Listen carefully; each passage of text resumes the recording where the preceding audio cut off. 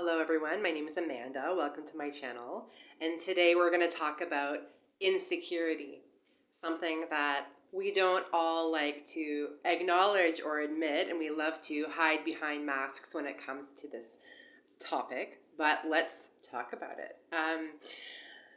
One of my favorite authors, Olivia Purvis, says, sometimes I feel like that little kid on the playground. And if you're somebody who is committed to your own evolution, to self-growth, to knowing yourself, to trying new things, there's no way you're not encountering insecurity while you're in that process. There's no way you're not encountering the uncertainty about how other people see you, how other people are reacting to you, what other people are thinking about you when you're stepping out into arenas and environments that are not what are typical for you. And, some people seem to be really blessed with unbelievable confidence, and they look like they never feel insecure, and they've probably had this most amazing childhood. But to be honest, if you really had a private conversation with that person, you would find out that you're probably wrong, and that also a lot of people who have been in the same environments, the same job, the same community for a really long time, they probably are experiencing more of a secure way of being, but that's just based on their environment. You take that same person out of that environment, plop them in a brand new country, plop them in a brand new type of employment, and I guarantee that they are just like everyone else, and all those very crippling insecurities are going to pop up. And a lot of us who are on a path of knowing ourselves, a spiritual path, a a life trajectory where we're following the soul and synchronicity and spirit-led signs over just a typical repeat, rinse, repeat life. We are going to especially have insecurities pop up. This is par for the course. This is part of a human experience if you have a nervous system and you are moving through layers of the self, either on an inward journey or making some really big risks and changes or having some really big losses in the outside world. Have you ever found yourself leaving a conversation wondering if you interrupted too many times or talked too much, or if you overshared and gave away too much personal information when you hardly knew those people? Maybe you laughed really loud and obnoxiously. There's so many of these quirky things where we can feel really awkward after the fact or even while we're still there, and it brings up all these insecurities like, oh, I wasn't perfect.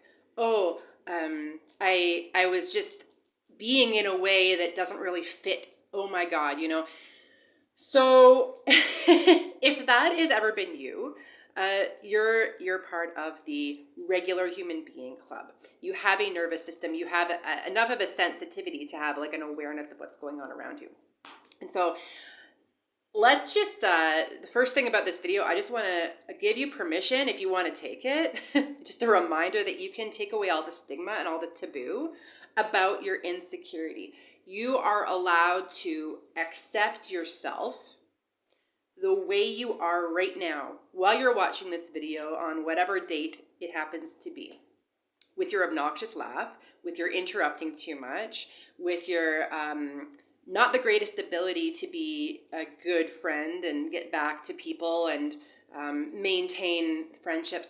Whatever your stuff is that causes you to really question yourself and really question your ability or your value or brings up a lot of shame, you and me and all of us together can accept ourselves in that current state right now and know that we're completely valuable, we're completely worthy, we're completely acceptable in the eyes of our soul and in our higher self.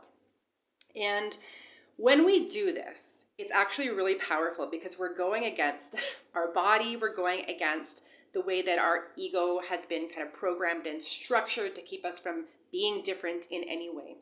But it's actually something that we have to move through from one at one time or another, if we want to become who we came here to become, if we want to experience and evolve into the type of person that we're dreaming of becoming, that our soul wants to bring us to next. It can be really tempting if you have been dealing with insecurity long term to be quiet, to not voice your point of view, to not share your creations, your art, your poetry, your ideas. It can be really tempting to believe that you don't have anything of value to share and that perhaps you're behind other people, especially if you're in your midlife or your later years. You know, how many times have you seen a beautiful 25-year-old making a video about something that they have been studying or experiencing for the last 5 years, and it's something that you're actually really interested in and have always wanted to do, and you haven't even started? Like, these are real things that cause us to be insecure and believe that we are behind somehow. So I want you to feel as though you can accept yourself, even if you're finding yourself in that position, and that there are millions of others of us that have felt like that or are currently feeling like that. So let's just take a deep breath, accept the taboo of insecurity that we all have, accept the stigma of it and say, oh well, this is actually just part of the whole. If I'm connected to the universal mind, if I'm connected to this beautiful collective that we're part of, I should have insecurity and uncertainty from time to time. But it's not me. It's not permanent. It's temporary. And so shrugging it off once again and saying, and what's next? And what's next? Because this is where a lot of people don't get past the insecurity. They just think it's kind of like a death sentence to their value, to their self-esteem, and their dreams. So if there is like a percentage of us that are willing to say, okay, it's a taboo, but I'm going to say what's next? What's next for me? And then this is where we want to go. And so what does that mean practically in a day-to-day life? It means taking courage. To be completely honest with you, it means taking courage. And if you're somebody who's highly sensitive, you feel possibly like big waves of insecurity that are physical in the body, like a huge knot in the stomach or a loss of appetite or an impulse to self-numb or something like that when big waves of panic and insecurity come through. This video is especially for you because this is what we're going to do together if you're up for the challenge. Feel fully the insecurity, where it is in your body. Maybe notice where it came from. You know, think of that time in childhood or those experiences you had that first triggered it. Be okay with what happened over and over again. Be okay with what happened. Get through that concentrated, acute feeling of anxiety and panic and regret and embarrassment or whatever it is that this insecurity is coming from. And then when that big wave passes, because it can't be like super intense for too long, what are you going to take courage to do?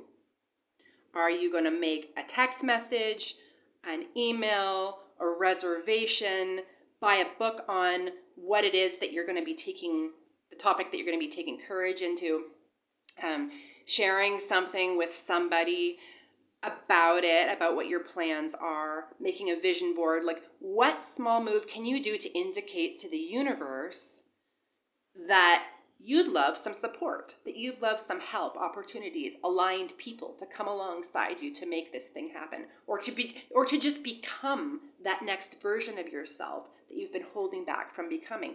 It could be something as small as being okay with your obnoxious laugh in public and maybe bringing out that obnoxious laugh a little more often. You know, it doesn't have to be anything huge. But for some of us, that is huge.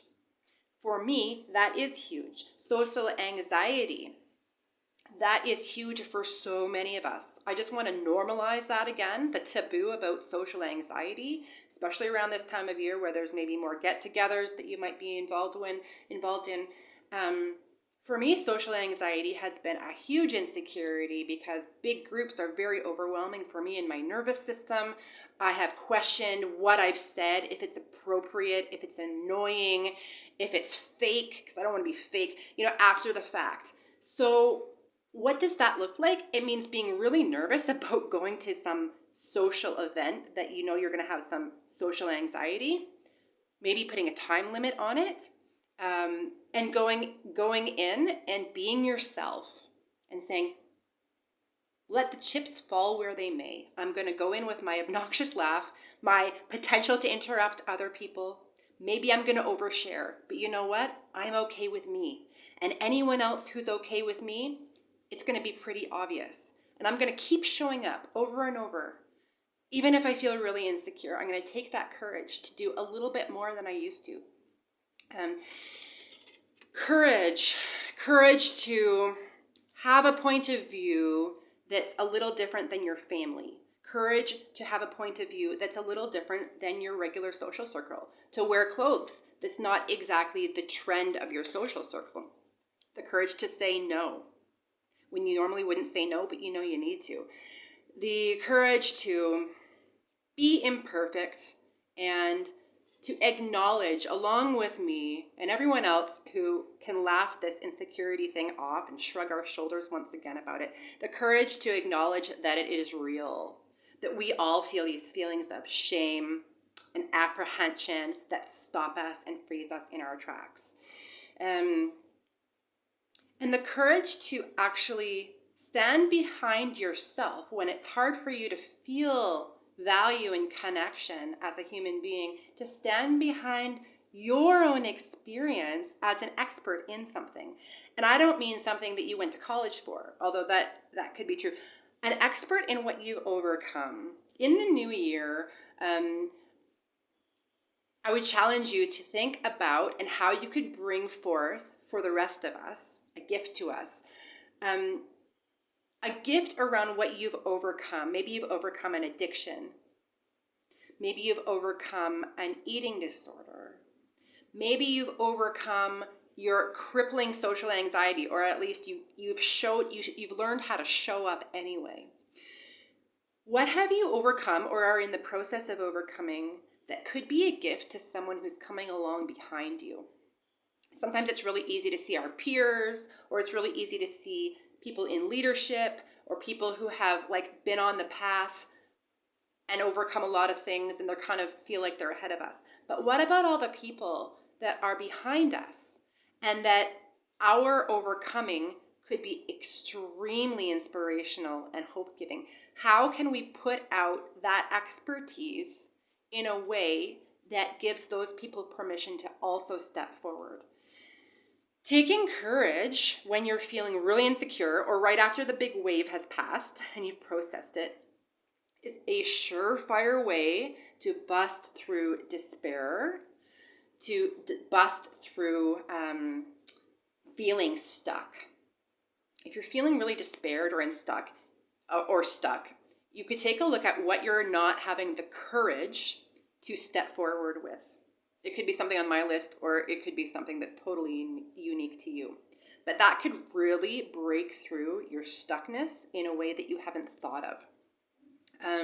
So please do what you're inspired to do in the new year, even if you feel really insecure about it. Because actually feeling really insecure about something means that the light of awareness, the light of God, is trying to shine on it for a reason, to heal it or to clear it, or to allow that scar to be something that's actually a gift for our collective.